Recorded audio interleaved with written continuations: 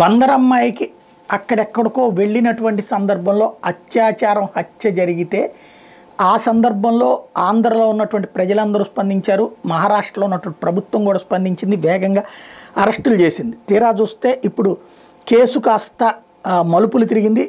ఆంధ్రప్రదేశ్లోని మచిలీపట్నానికి చెందిన 23 ఏళ్ల యువతి ముంబైలో దారుణ హత్యకు గురైన కేసులో ఉరిశిక్ష పడినటువంటి మహారాష్ట్రకు చెందిన చంద్రబాన్ సుదామ్ సనఫ్ అనే వ్యక్తిని సుప్రీంకోర్టు నిర్దోషిగా విడుదల చేసింది.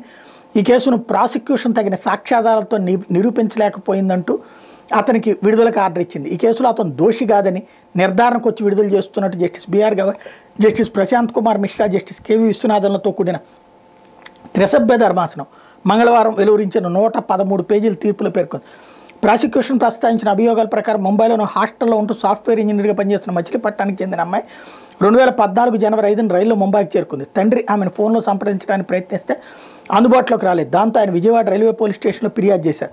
5వ తేదీ తెల్లవారుజామున 5 గంటల సమయంలో స్టేషన్ బయట సనప్ ఆమె అంధేరిలోని హాస్టల్ దగ్గర బైక్ మీద దింపేందుకు 300 అడిగాడని ఆమె సరేనని బయలుదేరింది. అయితే దారిలో నిర్జన ప్రదేశానికి ఆమెను తీసుకెళ్లి అత్యాచారం చేసి చంపేశాడు. మృతదేహాన్ని పాక్షికంగా కాల్చి హైవే పక్కన పొదల్లో పారేశాడు. 10 రోజుల తర్వాత ఆమె కుటుంబ సభ్యులకు యువత మృతదేహం లభించింది. తల మర్మావయాల మీద గాయాల మూలంగా ఆమె మరణించినట్టు పోస్ట్ మార్టం ద్వారా తేలింది. పోలీసులు మార్చి 2న నిందితుడిని అరెస్ట్ చేశారు. ట్రయల్ కోర్టు అతనికి మరణశిక్ష విధించింది. ఆ తీర్పును సవాల్ చేస్తూ చంద్రబాబు దాఖలు చేసిన అప్పీల్ మీద విచారించిన సుప్రీం ధర్మాసనం సాక్ష్యాధారాల సేకరణ మీద ఏ స్థాయిలోనూ మేము సంతృప్తికరంగా లేవు.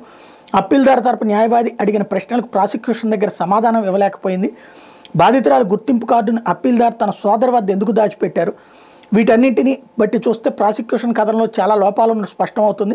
సాక్షులు అబద్ధం ఆడచ్చేమో కానీ చుట్టుపక్కల పరిస్థితులు కాదు, సాక్ష్యాధారాలను బట్టి అప్పీల్దారు మీద నేరారోపణలు నిలబడడం సాధ్యం కాదంటూ ధర్మాసనం స్పష్టం చేసింది.